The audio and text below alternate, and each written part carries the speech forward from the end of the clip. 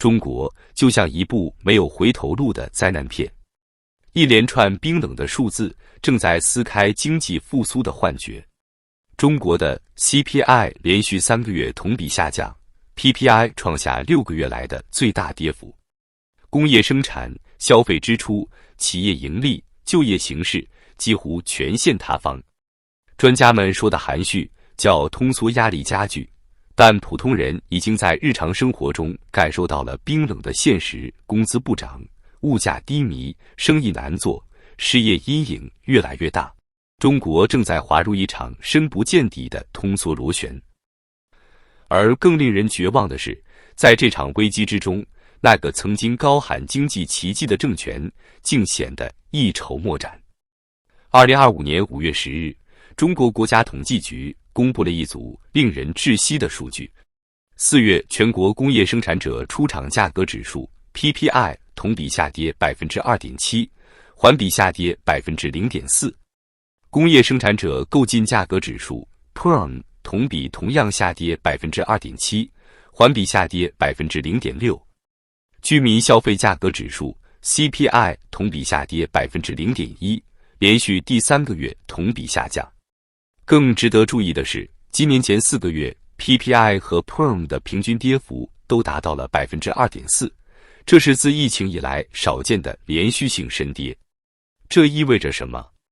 在宏观层面，这反映出企业产品卖不出去，只能不断降价；而在微观层面，这意味着老百姓的钱包越来越瘪，消费欲望持续走低。最终，通缩从工厂传导到市场，再从市场传导到家庭，变成一场没有赢家的持久战。中国目前的 PPI 下跌，既反映了原材料价格持续下行，也说明下游需求疲软。这是一种双杀局面，供需两端都崩了。工厂的营运不好，库存越来越多。今天生产的东西价格比昨天还低，而前几个月的库存又卖不出去，这样企业的压力只会越来越大。换句话说，中国制造正在经历一场内部空转，没市场，没订单，没利润，从生产到消费全线塌陷。中国官方数据中最令人心惊的是连续31个月的 PPI 同比下降，以及连续27个月的工业购进价格下跌。与此同时，消费端的 CPI 也在失血。4月食品价格下降 0.2%， 消费品价格下降 0.3%， 只有服务价格略有上升，但增幅也只有 0.3%， 几乎可以忽略不计。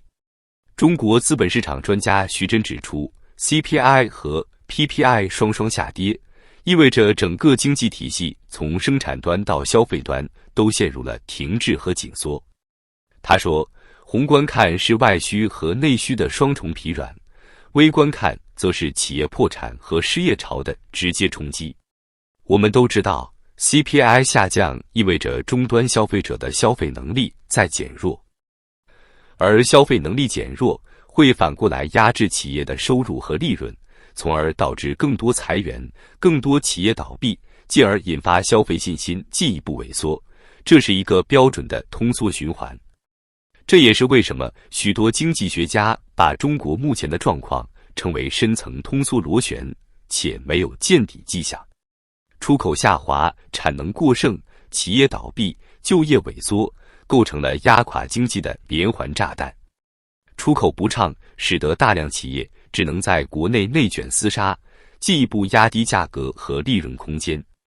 这正是 PPI 持续下跌的根本原因之一。中国商品卖不到海外，只能拼命在国内削价竞争，结果就是价格崩盘，利润归零。同时，由于中国对高科技领域大举投资，无限举债，反而造成大量伪产能和僵尸企业的泛滥。这些企业撑不起盈利，却加剧了市场价格战，进一步加剧了整个经济系统的崩塌。可以说，北京用错误的方式应对了错误的时代，结果把中国经济推向更深的深渊。长期通缩意味着什么？不仅仅是物价下降这么简单，中国仍然面临持续的通缩压力。由于出口可能会继续恶化，未来几个月的压力可能会更大。事实上，2025年一季度，中国的 GDP 平减指数，一个衡量整体物价变动的核心指标，已经连续第8个季度下降。这不仅意味着经济名义增长为负，还意味着整个社会正在陷入赚钱变难、花钱变少、投资变冷的3重困境。而这种通缩不是短期问题，而是结构性病灶。中国经济的问题不是一个货币宽松政策就能解决的，关键在于就业、信心和市场环境，这3者全都在恶化。而在失业潮、裁员潮、消费下行的共同作用下，中国社会也正在从经济危机逐步转化为社会危机。2025年一季度，全国城镇青年失业率再次飙升至 20.4%， 而更真实的数字远远高于这个水平。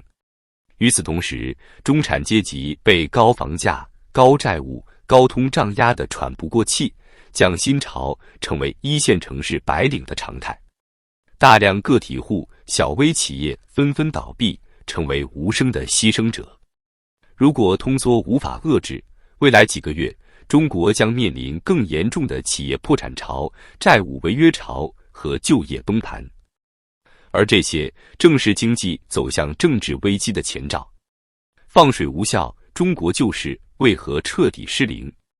按照教科书理论，通缩来了就要放水、印钱、降息、刺激消费、推动基建。然而，中国已经在过去2年使出了所有能用的招数，但通缩仍在加剧。问题出在哪里？首先是货币政策的失灵。2025年第1季度，中国央行连续3次下调 MLF 利率，1年期利率已降至 2.35%， 是历史最低。但结果呢？信贷增长依旧乏力，新增贷款连续3个月不及预期，企业不敢借，银行不愿贷，居民更不敢消费。一个关键数据可以说明一切。截至2025年4月，中国社会融资总量同比增长仅为 7.6%， 远低于疫情前的平均水平。这说明整个市场的血液循环正在严重萎缩，哪怕注入流动性也输不进去。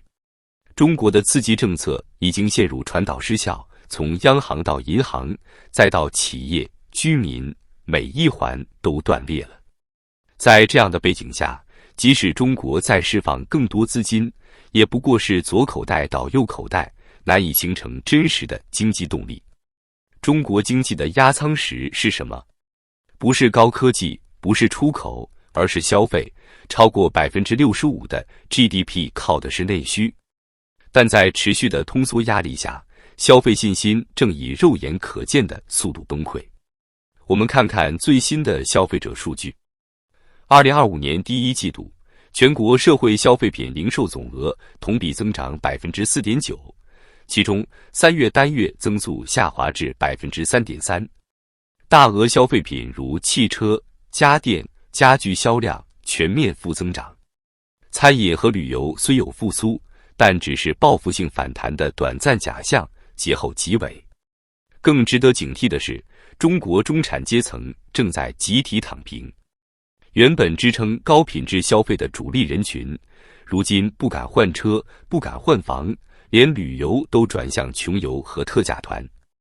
一个互联网金融平台调查显示，2025年1季度，有超过 58% 的中产家庭表示削减不必要开支是首选理财方式，而愿意增加投资的不到 15%。换句话说，大多数人已经只想存钱，不想花钱。年轻人更是彻底摆烂。面对高房价、高失业率、低工资的3重打击，越来越多年轻人放弃奋斗，转而选择低欲望生活。不买房，不结婚，不生娃，拼命存钱买黄金、存银行，做兼职、接外包，靠副业生存。几块钱一顿饭，1年不买新衣服。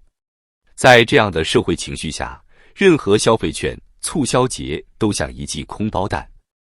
通缩带来的不是低物价的喜悦，而是无力消费的绝望。一个国家发生通缩不可怕，可怕的是制度无法修复它。北京的统治基础有3块：一、高增长，通过 GDP 高速增长让人民有盼头；二、高就业，用大量基础建设、外贸订单解决社会稳定；三、高房价，让老百姓用一套房套住一生，但也寄托了阶层跃升的幻想。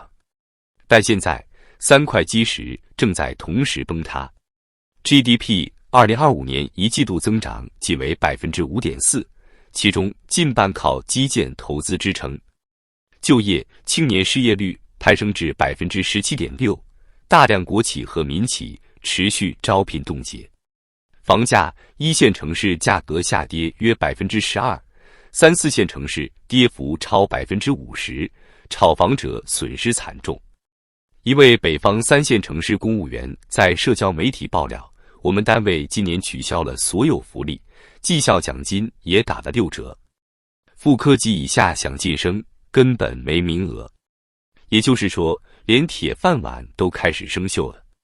更深层的恐惧是社会的裂解和阶层的撕裂。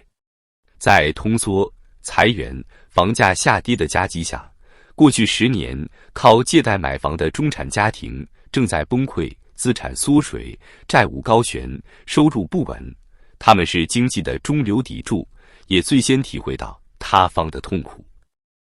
而没有资产的年轻人直接选择放弃努力，他们对体制失望，对未来绝望，对政府更不再抱有任何正向期许。